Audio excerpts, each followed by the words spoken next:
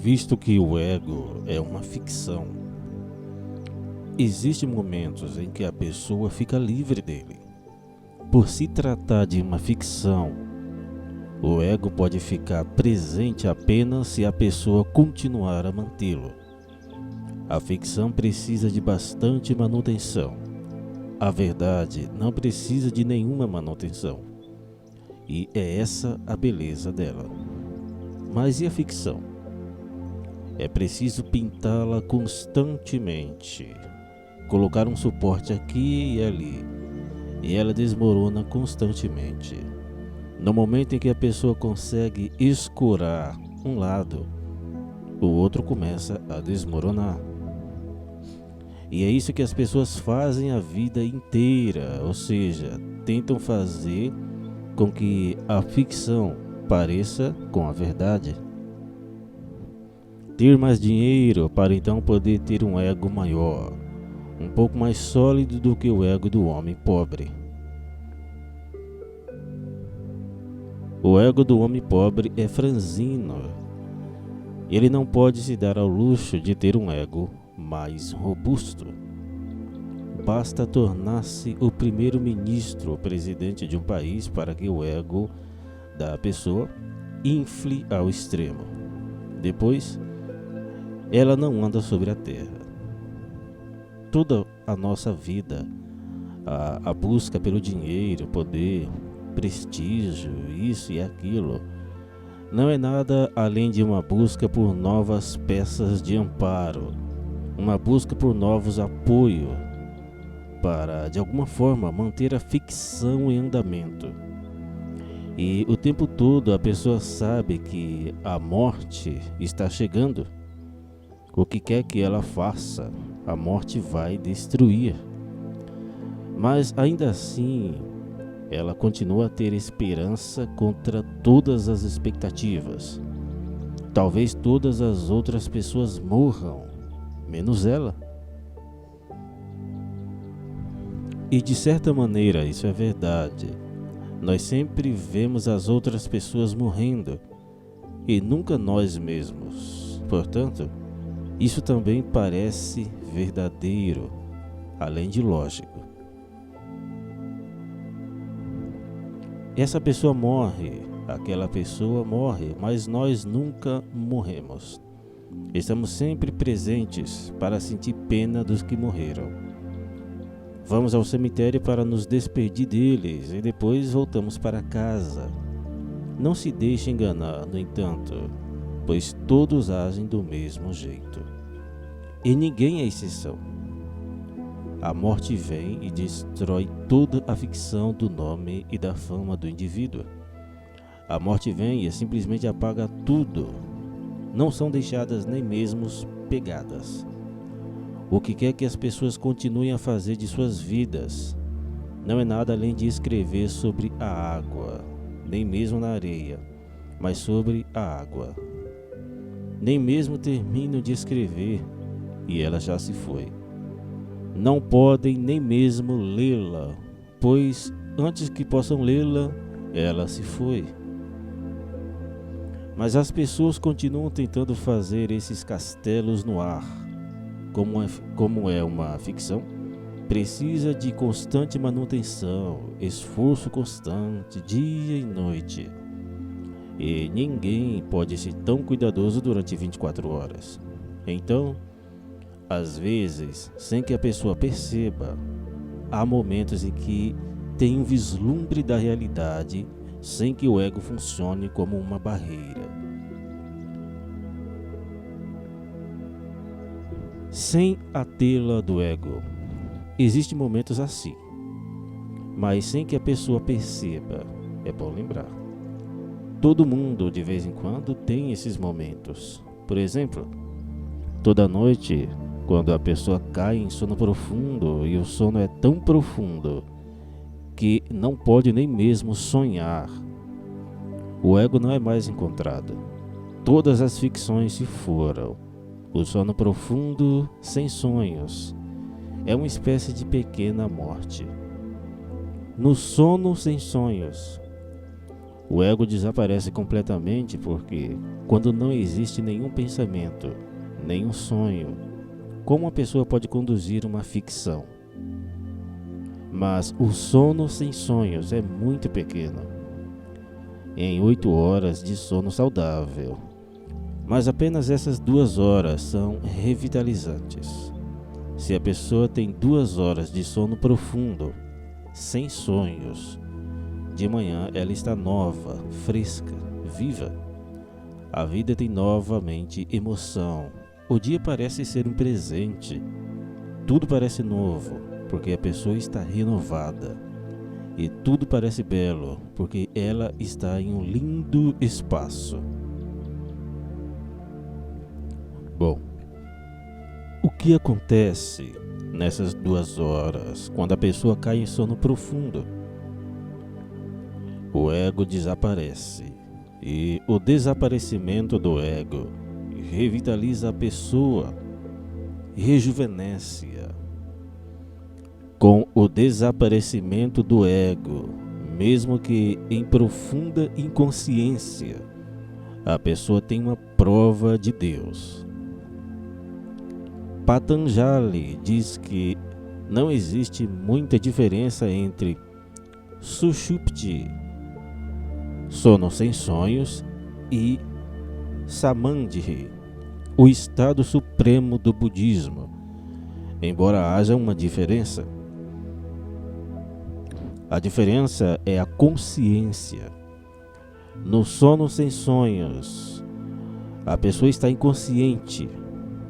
Em Samadhi, a pessoa está consciente, mas o estado é o mesmo.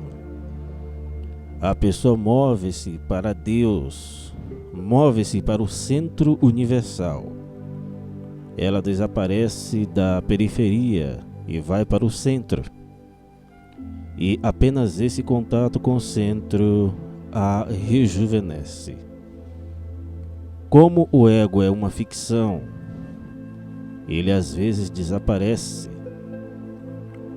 O tempo maior é o do sono sem sonhos. Portanto, tenha em mente que o sono é muito valioso e não perca. Não o perca de jeito nenhum, meu amigo. A segunda maior fonte de experiência sem o ego é o sexo, né? O amor. Isso foi destruído pelos padres. Eles o condenaram. Por isso, não é mais uma experiência tão grandiosa. Esse tipo de condenação, por tanto tempo, condicionou as mentes das pessoas. Mesmo quando estão fazendo amor, no fundo, sabem que estão fazendo algo errado. Alguma culpa está à espreita em algum lugar.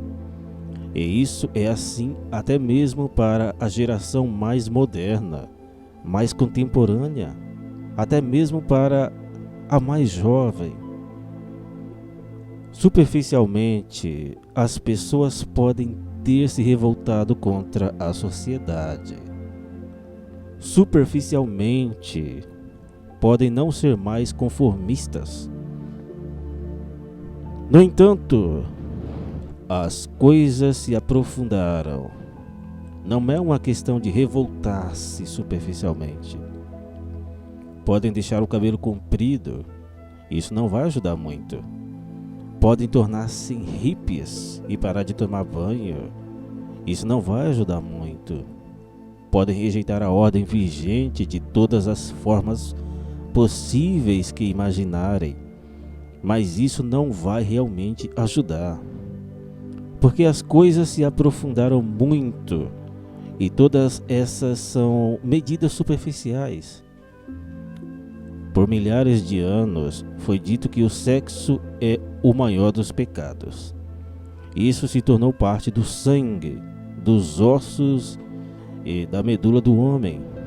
Assim, mesmo que a pessoa saiba conscientemente que não há nada de errado nisso, o inconsciente a mantém um pouco afastada, com medo. sabe, com sentimentos de culpa, e ela não consegue se concentrar totalmente nisso. Se a pessoa conseguir desfrutar do ato de amor totalmente, o ego desaparece, porque no clímax, no mais alto clímax do ato de amor, a pessoa é pura energia. A mente não consegue funcionar. É tamanha a explosão de energia que a mente fica desorientada, não sabe mais o que fazer. A mente é perfeitamente capaz de permanecer em funcionamento em situações normais, mas quando alguma coisa muito nova e muito vital acontece, ela para. E o sexo é o que há de mais vital. Se a pessoa pudesse aprofundar no ato sexual, o ego desaparece. Essa é a beleza de se fazer amor, que é outra fonte de um vislumbre de Deus, assim como o sono profundo, mas muito mais valioso, porque no sono profundo a pessoa fica inconsciente. Ao fazer amor, ela fica consciente, porém sem a mente. Por isso, a grande ciência do Tantra tornou-se possível. Patanjali e o Yoga trabalharam nas linhas do sono profundo. Escolheram esse caminho para transformar o sono profundo em um estado consciente, de modo que a pessoa saiba quem ela é e saiba que está no centro. O Tantra escolheu o ato de amor como uma janela em direção a Deus.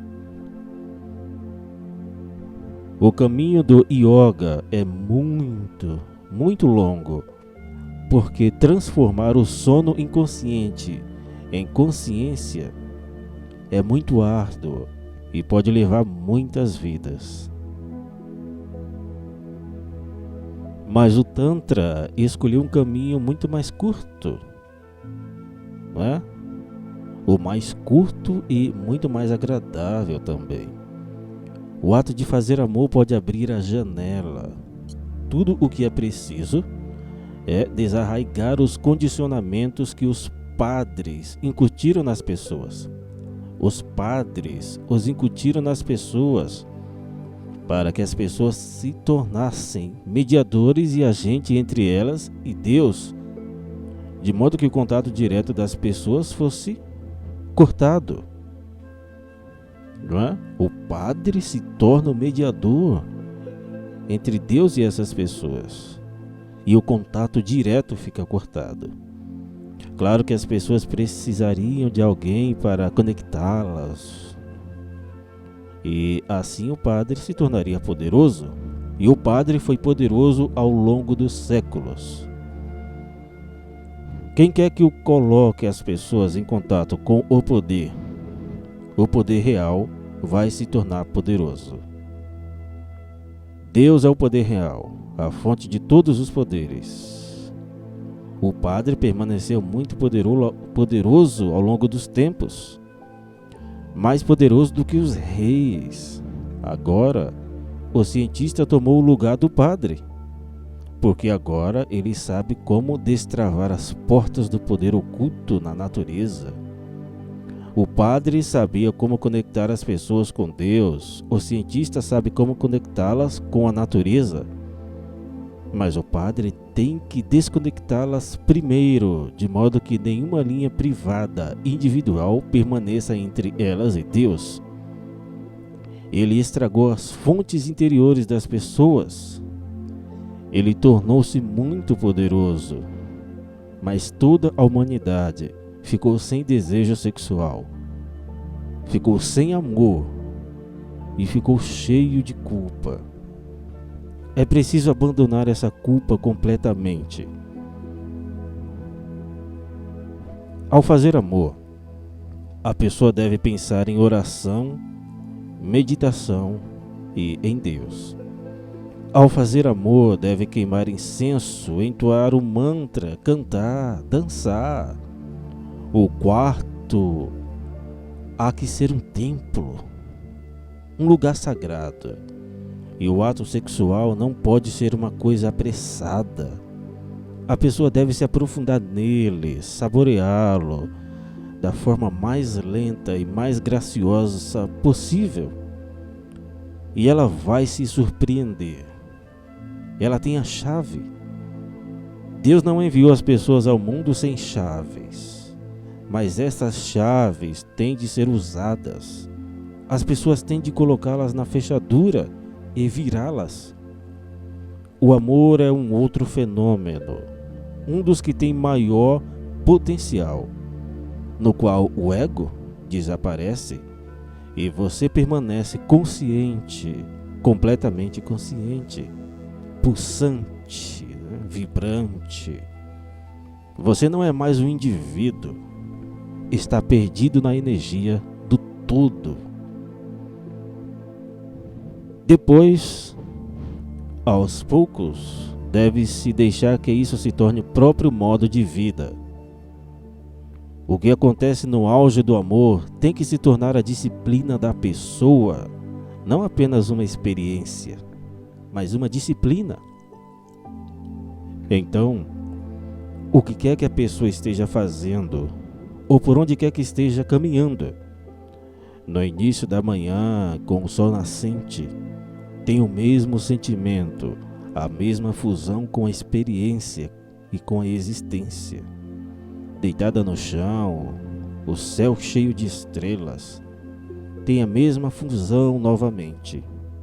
Deitada na terra, sinta-se como pertencente à terra. Pouco a pouco, o ato sexual deve lhe dar a pista de como é estar apaixonado pela existência em si. E então, o ego é conhecido como uma ficção, é usado como uma ficção.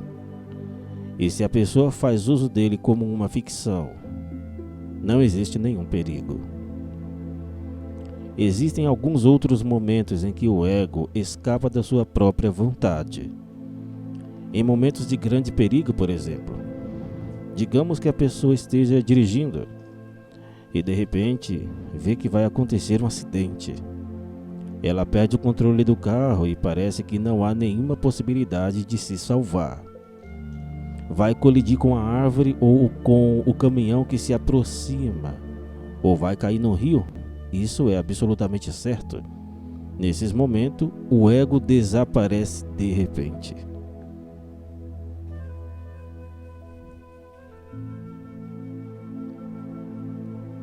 É por isso que existe uma grande atração para se envolver em situações perigosas. As pessoas escalam o Everest. Trata-se de uma meditação profunda, embora elas possam não compreender isso. O montanhismo é de grande importância. Escalar montanhas é perigoso e, quanto mais perigoso, mais bonito. Os indivíduos têm vislumbres, grandes vislumbres de ausência de ego.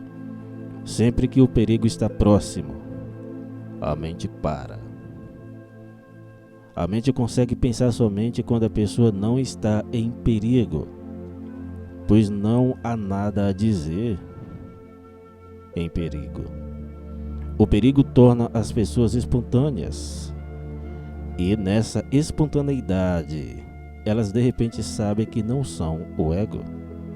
Ou, considerando-se que isso vai ser para as pessoas diferentes, porque as pessoas são diferentes. Se a pessoa tem um coração estético, então a beleza vai abrir as portas. Basta que uma pessoa olhe uma linda mulher ou um homem que passa apenas por um único momento, um flash de beleza, e de repente o ego desaparece e a pessoa se sente oprimida. Ou ver uma flor de lótus na lagoa, ou ver o pôr do sol, ou ver um pássaro voando, qualquer coisa que acione a sensibilidade interior, qualquer coisa que possua a pessoa, por um momento, de forma tão profunda que ela esquece de si própria, que ela é e, no entanto, não é, que ela abandona a si própria e, nesse caso, também o ego escapa. É uma ficção e a pessoa tem que conduzi-la. Se ela esquecer por um momento, ela escapa. E é bom que haja uns poucos momentos em que o ego escapa e a pessoa tem um vislumbre da verdade e do real. É devido a esses vislumbres que a religião não morreu. Não é por causa dos padres, pois eles fizeram de tudo para matá-la. Aqueles que vão à igreja, à mesquita e ao templo não vão por causa dos chamados religiosos. Eles não são religiosos, são impostores. A religião não morreu por causa de alguns momentos que acontecem mais ou menos com quase todos. É preciso observá-los mais, absorver mais o espírito daqueles momentos, permitir mais momentos como aqueles, criar espaço para que aqueles momentos aconteçam mais vezes. Esse é o verdadeiro caminho para buscar a Deus.